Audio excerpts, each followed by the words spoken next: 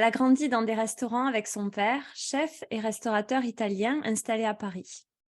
Plusieurs expériences professionnelles l'ont menée vers des postes de relations publiques jusqu'à exploiter ses talents pour le restaurant de son père et tant d'autres.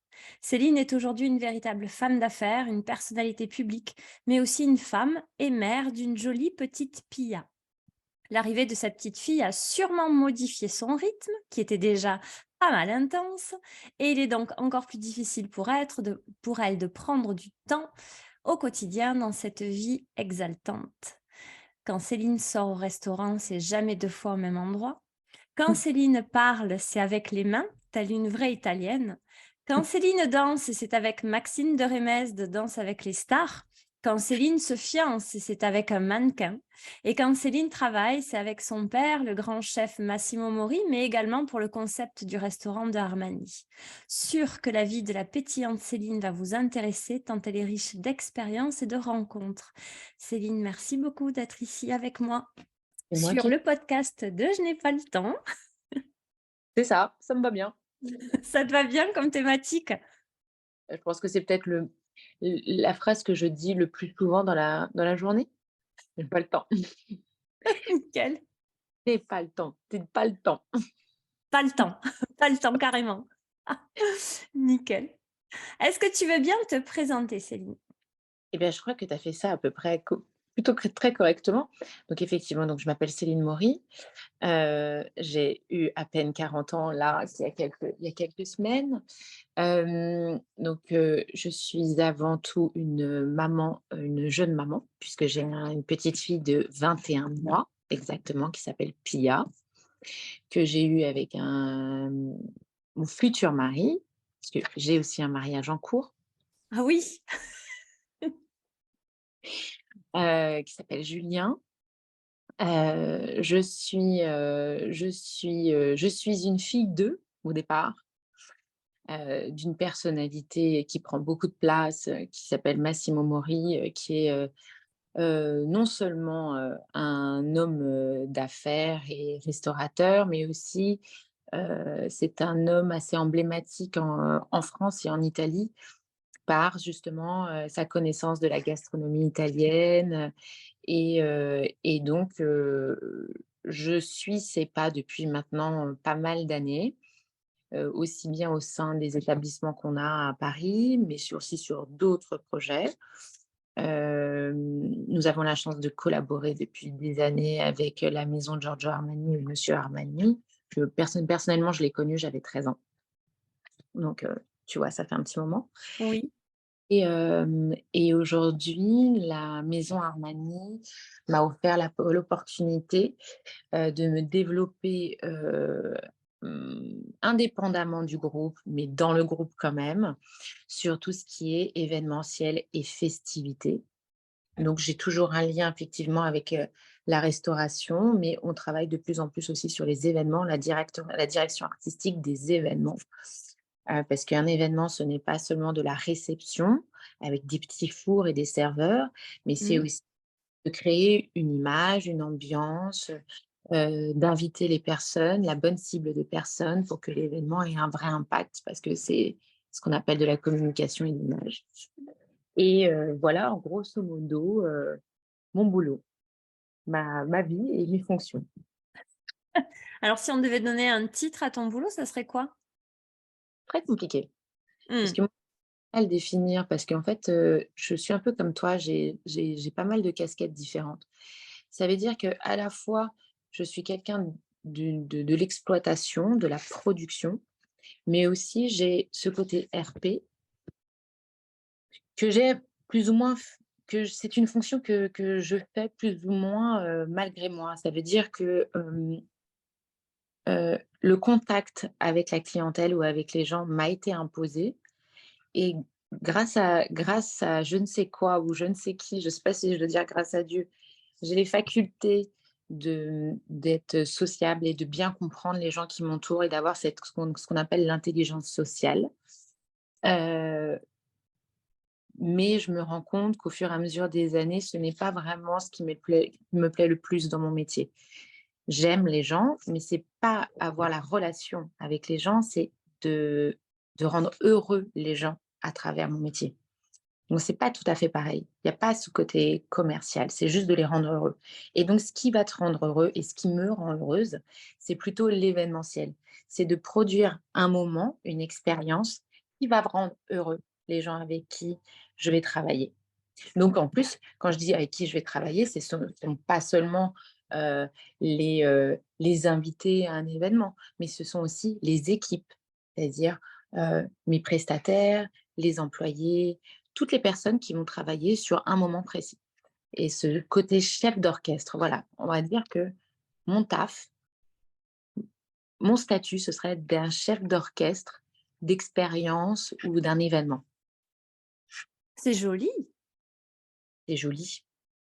C'est joli, il faut que tout le monde s'accorde, tu vois? Ouais. Tout le monde s'accorde dans ses chacun dans son domaine d'expertise et moi, je suis là pour dire: «OK, ça s'emboîte et OK, ça va marcher. OK, viens, on pense à ci. Est-ce qu'on ferait pas comme ça?» Voilà, ça, c'est vraiment mon cœur de métier, c'est ça, ce que j'aime faire. Mmh. Alors sinon, il y a un autre terme que j'ai découvert il y a pas très longtemps quand on a une multicasquette, c'est slasheuse. Ah bon? Ouais, bon, c'est moche comme mot, mais ça existe. Ouais, ça fait on dirait un PowerPoint, quoi. Ouais, c'est ça. Donc slasheuse, c'est quand tu as, voilà, multicasquette, multi-activité. Mais j'ai appris ça il y a pas longtemps. Bah, écoute, moi, je suis pas contre, hein. À partir de demain, moi, je suis slasheuse.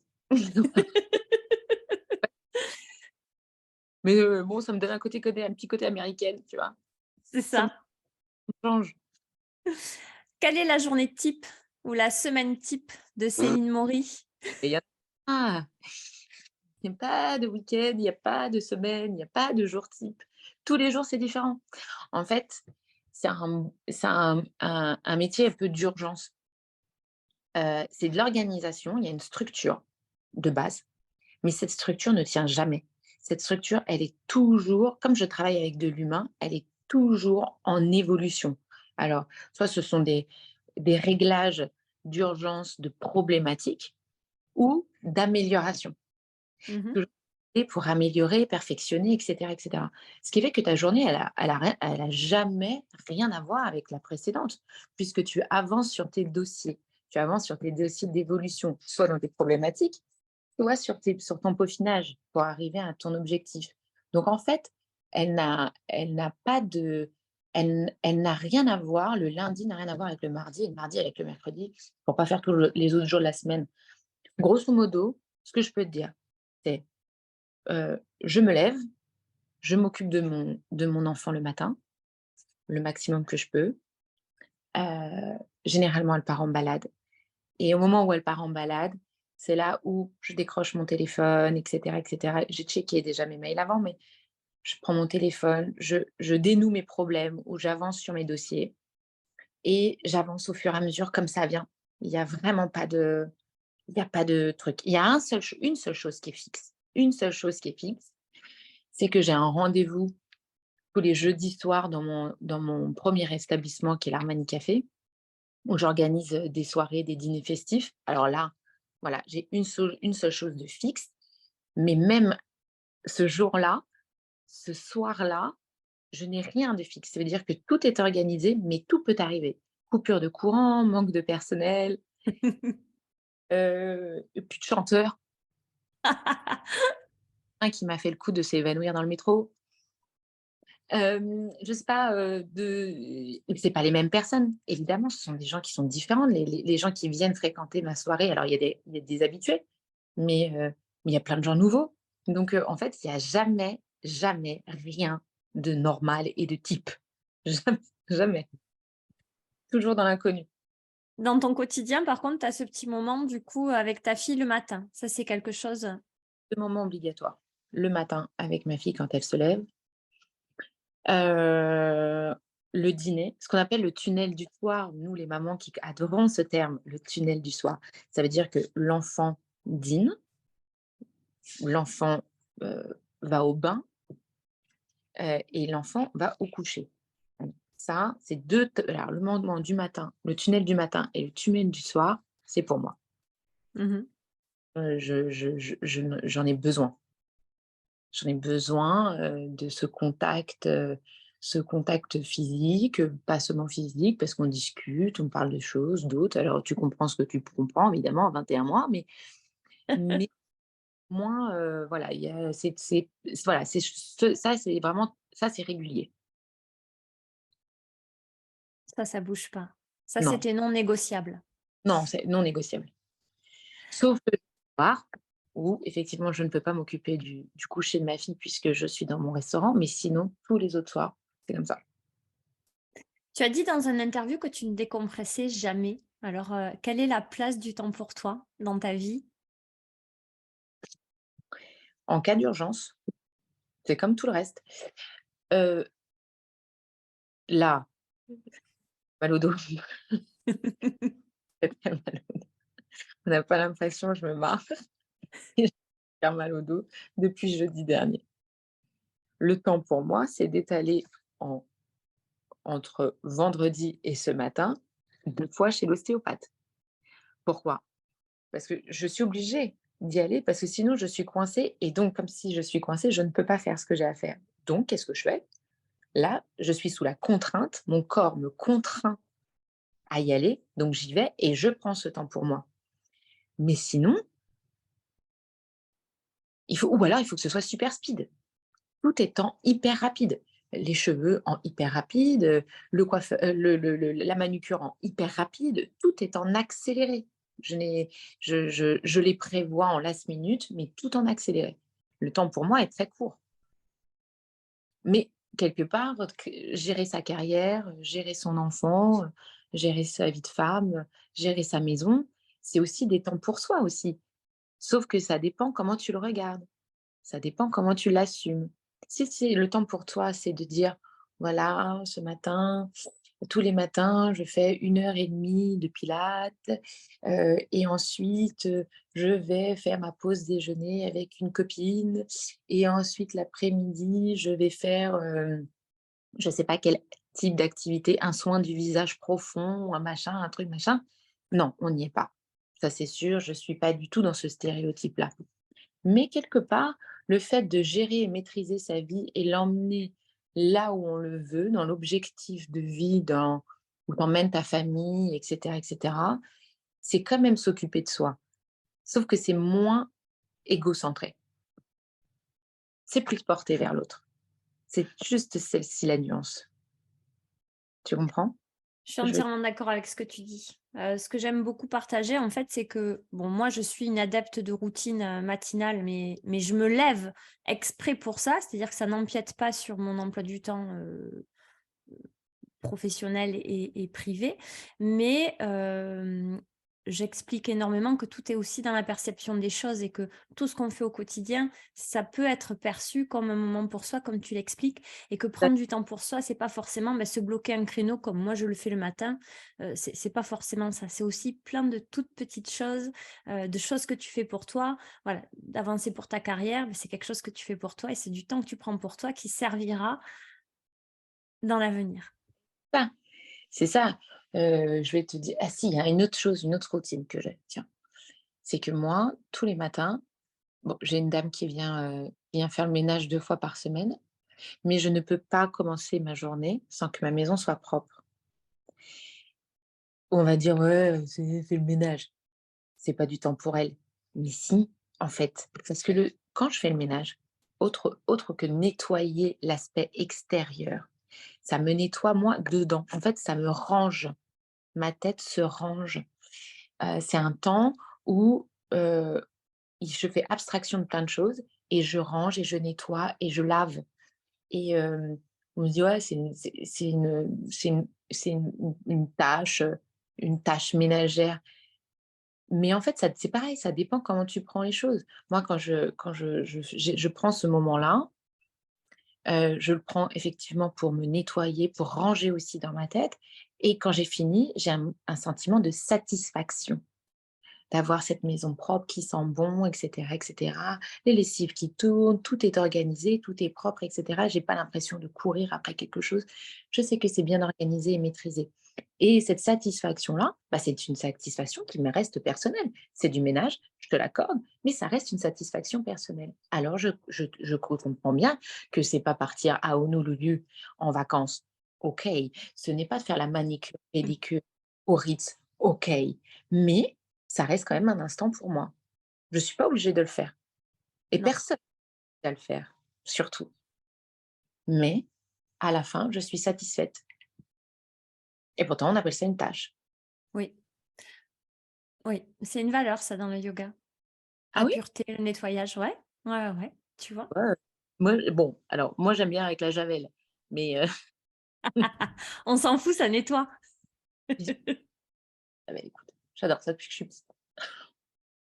Est-ce que tu as dans ta journée, des petits rituels, des petites, routines, bon alors il y a le ménage le matin, on a compris que les moments avec ta fille, le matin et le soir, mais est-ce que alors voilà, par exemple, le skincare, est-ce que c'est, voilà, des choses que tu prends le temps de faire, le moment du coiffage, t'habiller, Alors marcher plutôt que de prendre les transports en commun? Voilà, al boire ton café. alors oui, ça c'est la première chose que je fais, c'est boire mon café sur ma terrasse, que j'ai de la chance d'avoir une terrasse, à Paris, et donc ça j'adore parce que, c'est le démarrage de la journée, je check un peu mes trucs sur mon téléphone, mais c'est assez oisif, tu vois? C'est pas, je suis pas déjà en train de me prendre la tête sur des stratégies de communication, de développement ou quoi, tu vois? C'est oisif, je regarde un peu ce qui se passe sur Instagram, qu'est-ce qui s'est passé, ce qu'ont fait les copains ou tu vois? Et je trouve ça cool. Heu, effectivement, bon alors la routine, la skincare. Alors la routine, avant d'avoir un enfant, oui, j'en avais, une qui est un peu plus précise. Actuellement, je me prends plus la tête en fait, j'achète les produits les plus efficaces, je fais des gouttes comme ça, avec des pipettes, voilà. Mes cheveux, regarde, tac, tac. Après j'essaye de viser au plus juste au niveau du make-up, histoire que je ressemble pas à Joker. Habillée, c'était toute une réflexion. Je commençais déjà à réfléchir la veille pour le lendemain. Là, je dis: «Alors attends, comment on est? Ça, il fait comment dehors? Fais voir. OK». Grosso modo, j'y suis et après je pars. En revanche, ce que je fais maintenant le week-end, ce que je ne faisais pas avant, c'est qu'on fait avec, Pia et Julien, donc mon compagnon, futur mari, on fait des très grandes balades.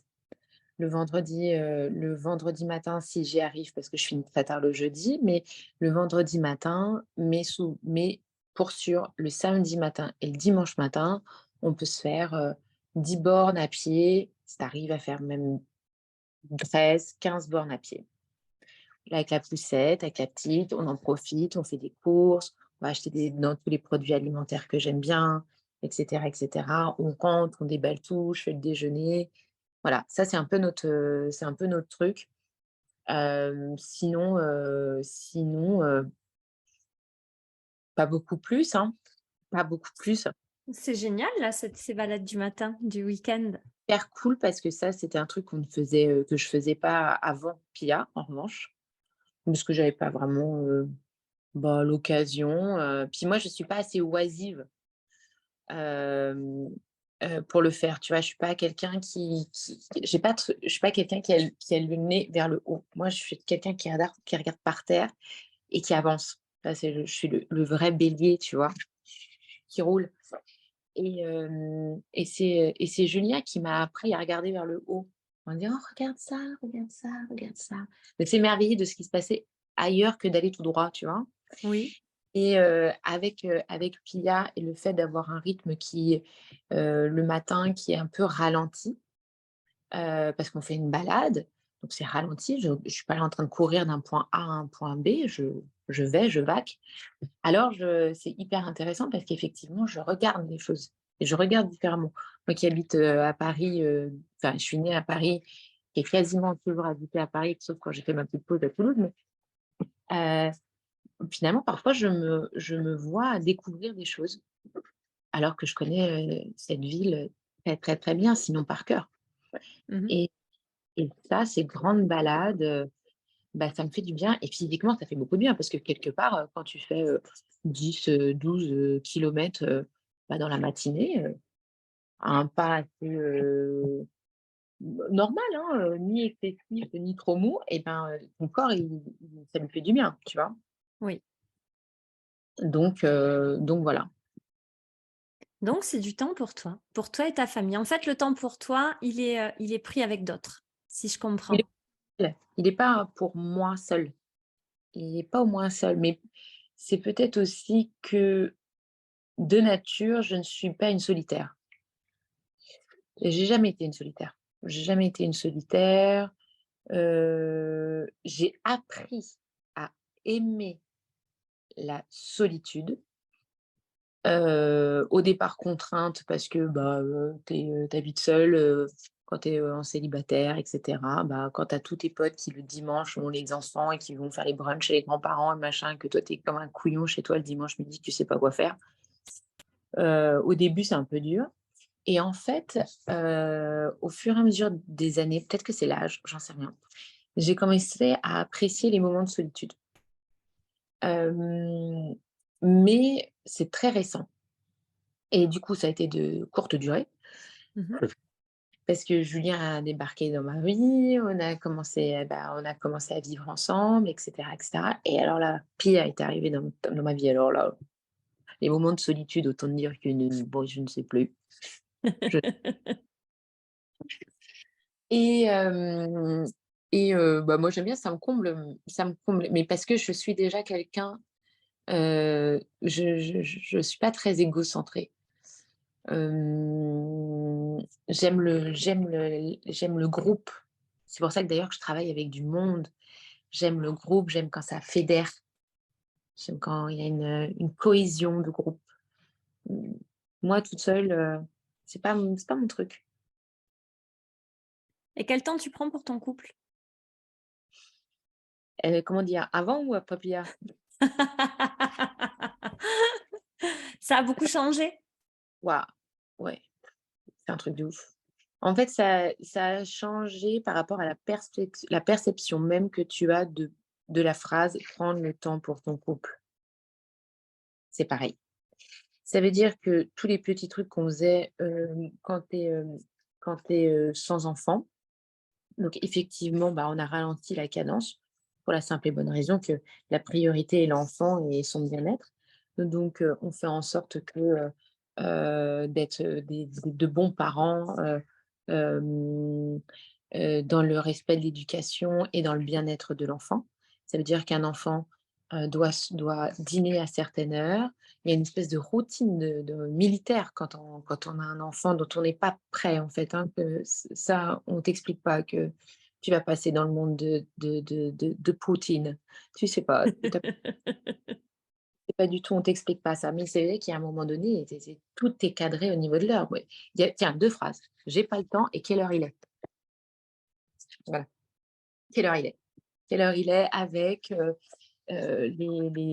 alors, les premiers mois de Pia, c'était un truc de ouf. C'est entre les bibis, les doudous, les les couches, les trucs. Alors là, c'est bon, maintenant, bah, elle a presque 2 ans, ça commence à aller un peu mieux, mais on a moins cette routine militaire. Et cette routine militaire pour le couple, ouf, putain, c'est ingérable. C'est ingérable. Il faut passer entre les gouttes. Mais si tout se passe bien, c'est ça le problème, c'est que si tout va bien, tu y arrives. Même en ce qui concerne de l'intimité d'un couple. L'intimité d'un couple quand un enfant arrive, déjà, premièrement, une femme doit se remettre. Règle numéro un. Et il y aura sûrement des femmes qui sont beaucoup plus rapides à se mettre en route que d'autres. OK, mais il faut se remettre en route. D'accord.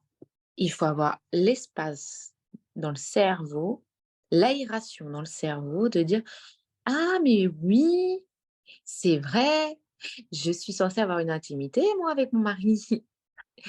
Ah mais je le mets où? Je le cale où ce truc-là?» Et le jour où c'est en plus, c'est le jour où tu dis: «Soyons fous, allons-y», tu peux être sûr que la sieste, elle est écourtée, qu'il y a un truc, le livreur, il sonne, c'est un désastre. Donc tu revois un peu ta copie et tu dis: «C'est plus du tout comme avant» et c'est vrai que tu ranges, tu ranges un peu en, en fin de tes priorités euh, le couple pendant un moment. C'est vrai, c'est juste. Alors, ça permet aussi de voir si tu es un couple ou une équipe. Enfin, si tu es un couple passion ou un couple d'amour, c'est pas pareil. Un couple passion, l'arrivée d'un enfant, c'est source de disputes, de discordes. Ils sont plus deux, ils sont trois. Et il y a un risque important de rupture. Alors que un couple d'amour, un enfant, quand il arrive, c'est dur, mais la team se renforce. Elle se renforce autour de l'enfant parce qu'on a un projet et un but commun qui est que notre enfant soit dans les meilleures conditions pour grandir. Et donc, ce couple-là qui est intelligent et qui s'aime d'amour, même s'il y a de temps en temps des frictions, parce que ça, c'est pareil, on va pas se mentir, mais se rattrape rapidement en se disant: «OK, mais l'enfant se porte bien et cetera. Ça viendra. C'est pas grave, on se fait confiance. J'ai confiance en toi, toi tu as confiance en moi. Le moment est un peu chaotique, on sait pas où est-ce qu'on va», surtout quand c'est le premier. On sait pas trop où on va, mais on y va. On y va, on est main dans la main, on y va. Et petit à petit, avec l'autonomie de l'enfant, eh bien, déjà, ça te permet aussi de t'octroyer quelques petites soirées dans le mois. Je dis pas dans la semaine, mais dans le mois, commencer une fois par-ci, aller dîner par-là, et donc d'aérer le couple et de récupérer aussi des conversations d'adultes et des conversations qui ne sont pas seulement centrées sur l'enfant, de parler d'envie, mais ça peut être tout et n'importe quoi. Je parle pas de sexe, hein, je parle, «Ah et si on changeait la déco, de la salle à manger, et si on partait en week-end machin et comment on s'organiserait?» Et voilà, et ces choses-là, au fur et à mesure reviennent, et tout revient à la normale au fur et à mesure de l'autonomie de l'enfant. Mais c'est patience. C'est patience et confiance entre l'un et l'autre, et un petit peu d'effort. Parfois, il faut aussi le dire.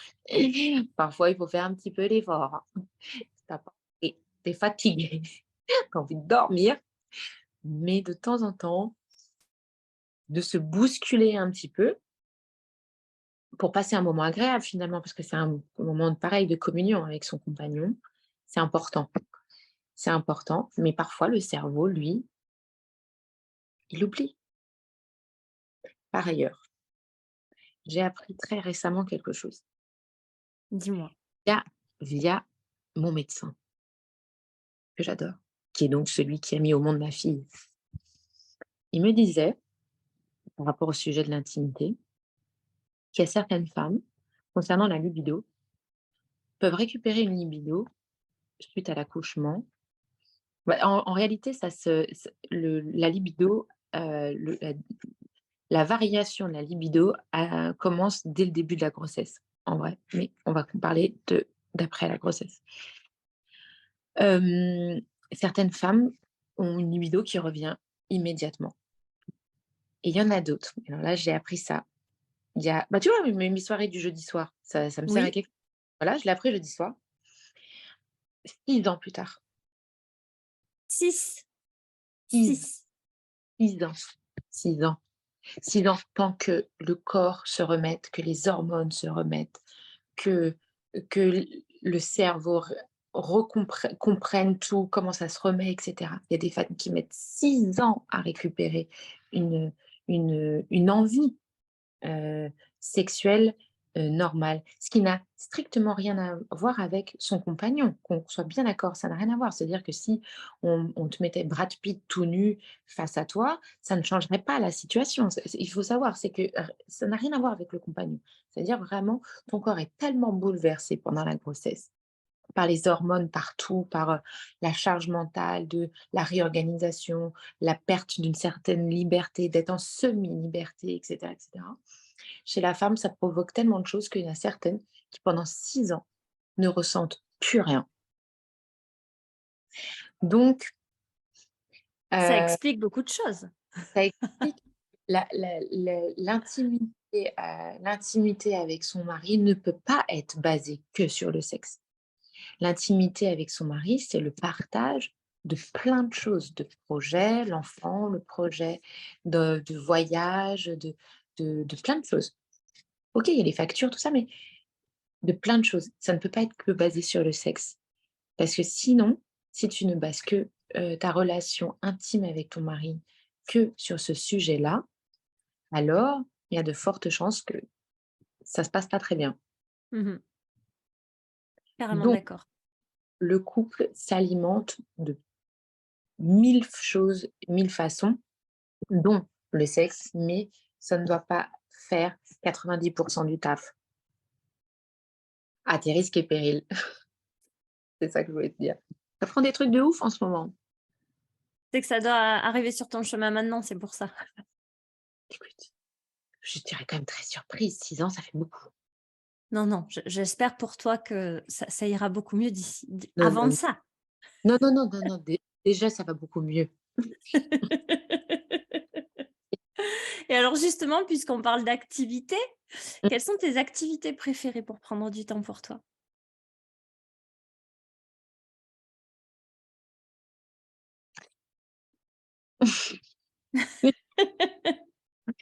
Je crois je crois que l'activité préférée, mais tu vois, c'est toujours pas pour moi, en fait. C'est d'être en contact avec mes proches et savoir que, genre, tout va bien, tu vois? Mmh mh. En gros, je vais dire un truc, qu'il faudrait pas faire, mais c'est pas grave. En gros, m'asseoir sur ma terrasse, me prendre, un café, un coca ou fumer une cigarette. Je sais, c'est pas bien et et d'appeler mes meilleurs potes ou ma famille et cetera et m'assurer que tout se passe bien et quand je sais que tout le monde va bien, ça va. Tu vas bien?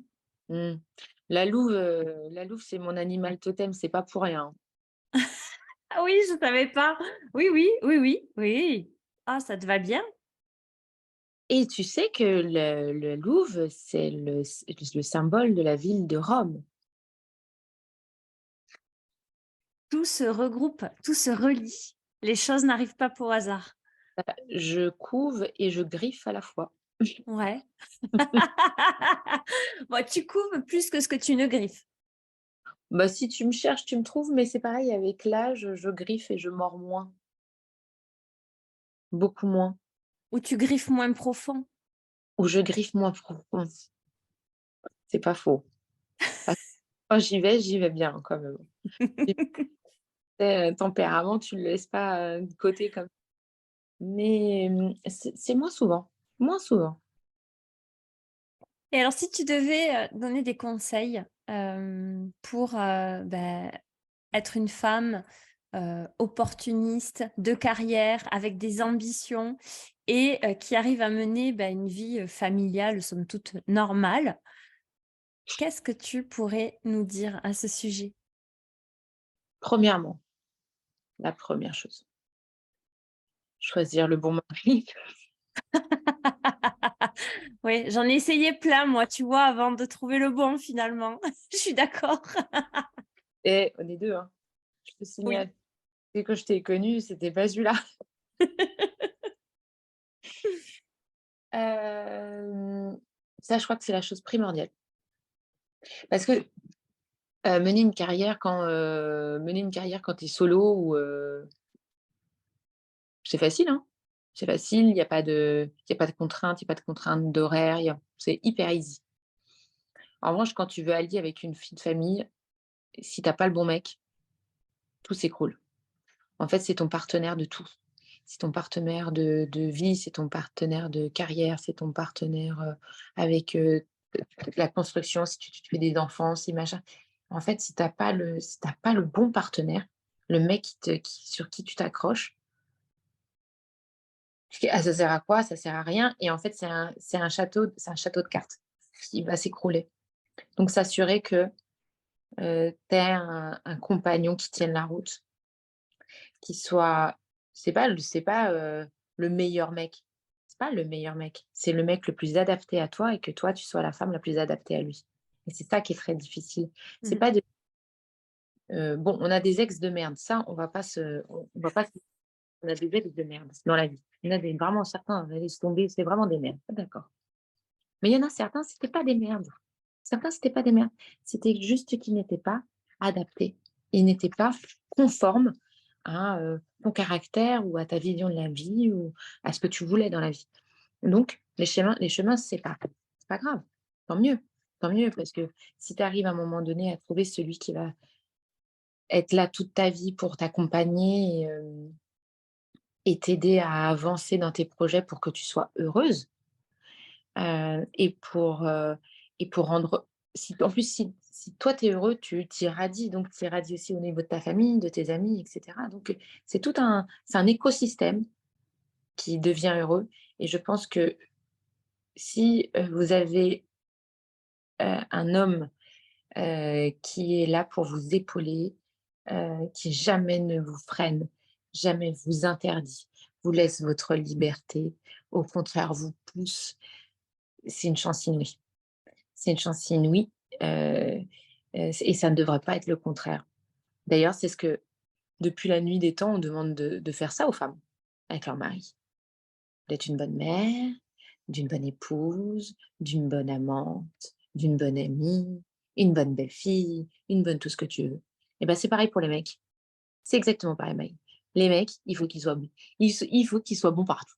C'est comme ça et heu et c'est comme ça que la famille avance. Ça, c'est la première chose, je pense, qu'il faut, choisir son compagnon, non seulement sur quelques traits, physiques ou financiers ou de prestance ou social ou tout ça, on s'en fout. Il faut il y ait une alchimie et que ça devienne une équipe.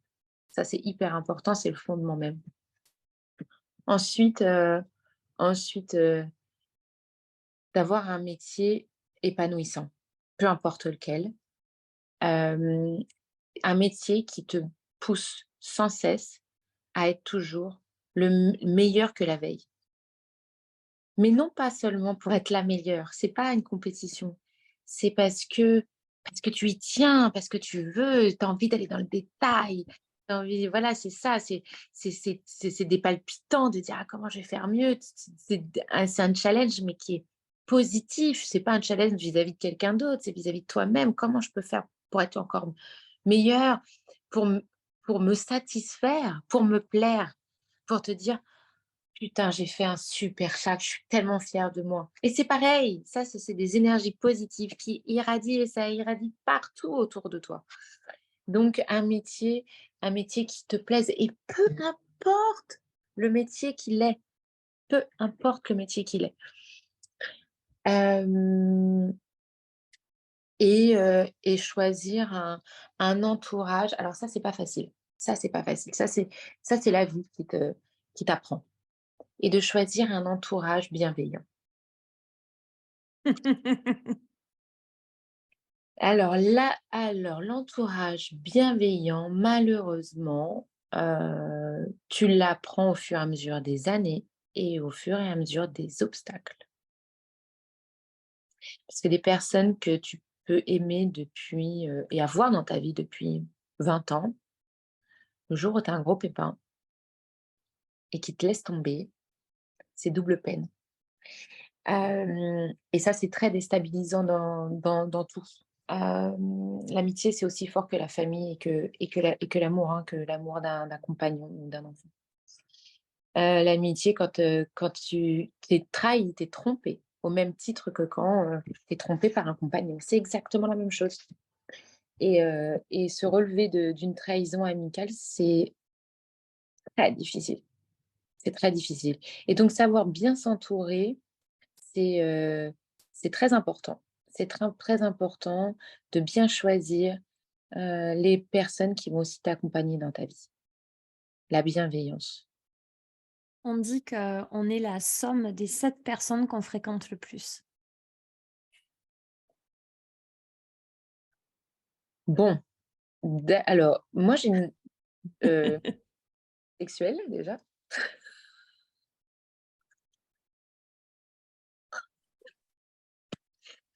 C'est peut-être mon côté un peu masculin, côté un peu masculin.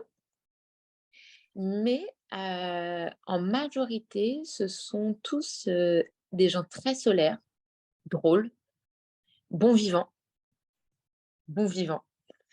Heu, ils ont plutôt un profil, d'artiste. Ils ont plutôt un profil artistique. Il y a très peu de, il y a très peu de patrons, de machins. C'est plutôt des artistes ou des gens qui produisent des choses ou, hem, des photographes, hem, bon, sauf ma meilleure amie qui est directrice de marketing, donc effectivement, bon là, et qui travaille dans un laboratoire pharmaceutique et qui fait du pricing, donc elle, elle est hors, catégorie, mais bon. Elle est là, quand même. Mais elle est tellement artistique sur tout le reste que du coup, ça compte pas, son taf. Mais c'est vrai que, globalement, on a que des bons vivants, que des gens hyper solaires, hyper rigolos, assez fêtards. Ouais, et puis des gens qui aiment la table. Tous. Avec toi, ça serait compliqué le contraire. Ouais, ils sont contents avec moi, généralement. Parce qu'entre, entre les restaurants où bon, moi je cuisine également, dès que je peux. Ah tiens, ça fait partie, la cuisine, tu vois? C'est marrant, on en a j'y avais pas pensé. Ça fait partie des moments vraiment où je décroche Mmh. quand je cuisine. Donc en fait, ce sont des activités qui sont vraiment, très, dans le schéma patriarcal de la femme, je me dis: «Le ménage et la bouffe». C'est le rôle de la femme, de la mère, de la vraie, pas ce qu'on essaie de nous faire croire de la pauvre petite femme au foyer, totalement, dépendante et sous les ordres d'eux. Non, Et moi, je me considère comme féministe, mais je revendique aussi très, très fort mon rôle de femme avec un grand F, mon rôle de mère, que je laisserai à personne, mon rôle de maître du foyer, voilà, ma maison, mon ménage, les repas, mes enfants, enfin, je trouve ça énorme d'avoir la pleine puissance de son rôle de femme et de mère, comme tu le dis aussi. Donc, bah, ouais, mais enfin, je sais pas moi, j'avoue que quand, j'invite du monde, que ce soit de la famille ou des amis à la maison et que je prépare le repas, que je fais toute ma cérémonie parce que c'est toute une cérémonie pour mettre ma table. Je te dis pas qu'est-ce que je vais mettre comme natte avec quel couvert et quel couvert avec quelle assiette et quelle assiette avec quelle serviette. Enfin, tu vois, c'est vraiment, pareil, il faut que j'aille jusqu'au bout. Je peux pas dire: «Allez hop, roule ma poule, nappe en papier et c'est parti». Non, c'est pas possible. Hem, c'est recevoir, c'est l'art de recevoir. Et ben, en ça, je m'y retrouve et j'aime. Alors je suis claquée, à la sortie du repas, hein, parce il faut tout nettoyer, tout ranger et tout ça, mais c'est pareil, un sentiment de satisfaction d'avoir tous ces gens autour de ma table qui sont en train, de déjeuner ou de dîner, ils sont en train de manger ce que j'ai pu faire, le plat que j'ai pu faire et cetera, et j'ai une satisfaction quand ils me disent: «Ah c'est bon, nanana, nanana», je suis contente, quoi. Je suis contente de moi, je me dis: «Ah, ils sont contents parce qu'ils sont contents, je suis contente parce qu'ils sont contents». ouais, C'est vraiment une notion vraiment de partage. Chez moi, c'est important, hein. bah, c'est ce qui ressort de tout ce que tu me dis depuis tout à l'heure, en fait. Mmh. C'est, Ouais, seul on va loin, mais seul on va plus vite, mais ensemble on va plus loin, c'est ça. c'est ça. Ah, c'est ça. Et c'est vrai que parfois, c'est le paquebot est plus difficile à manœuvrer. Mmh. C'est vrai, parce que quand tu travailles avec des équipes, quand tu travailles avec beaucoup de gens, faut faire avec les caractères, faut faire avec, les problématiques des uns, des autres, de tout genre. Heu, mais moi, j'aime cette sensation. Je peux pas t'expliquer.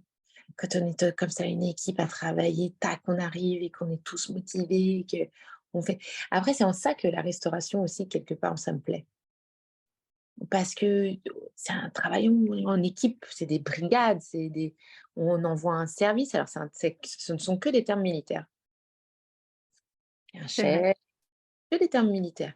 Mais c'est cette force justement, de groupe qui fait qu'on arrive à délivrer quelque chose. Et ça pour moi, quand je fais un événement, j'ai le plomb de l'événement, j'ai le baby blues de l'événement. Pas de l'événement en lui-même qui s'est passé, c'est fait, j'ai fait mon job, mais ce n'est plus avoir ma cohésion d'équipe quotidienne, ma dose quotidienne. D'appeler l'un, d'avoir l'autre, de faire ci, de faire ça, de faire mes réunions et voir mes seins et tu penses à quoi? Et cetera. Cette énergie combinée là, quand je l'ai plus, j'ai un vide. C'est un vide. Je j'adore quand ça fusionne comme ça, très, très, très énergique et très dense et concentré, tu vois? Mmh.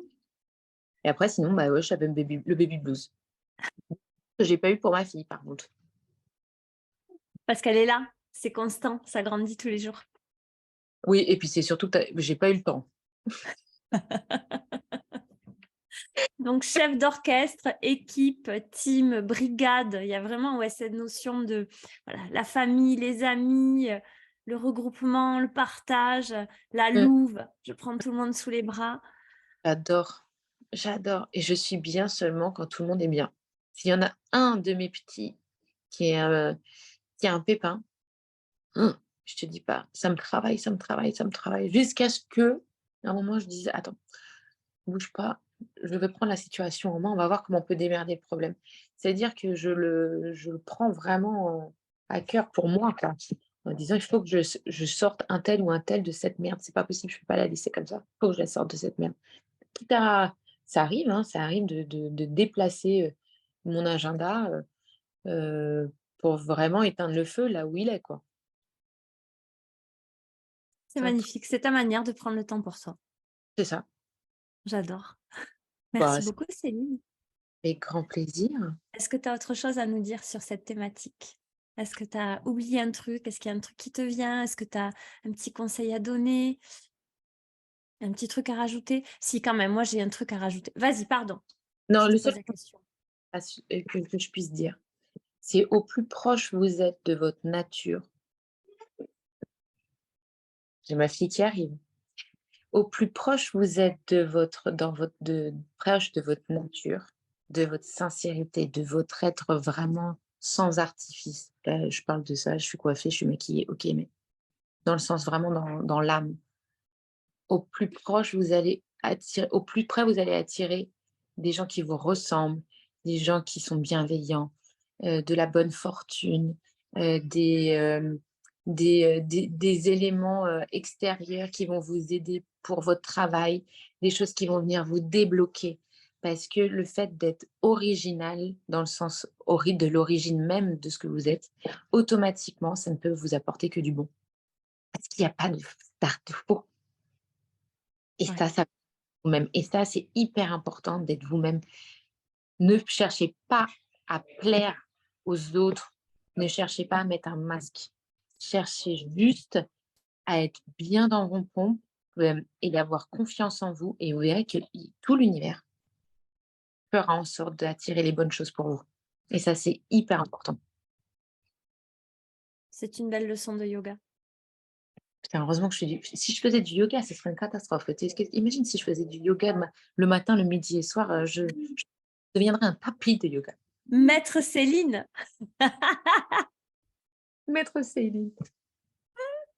Non, je voulais juste terminer en disant que, il y a tu parlais beaucoup de team et ça me plaît beaucoup et que c'était quand même une jolie déclaration, que tu as fait, à ton chéri donc faudra vraiment l'inciter quand même à écouter l'épisode parce que tu as beaucoup parlé de lui, de cette équipe que vous formez.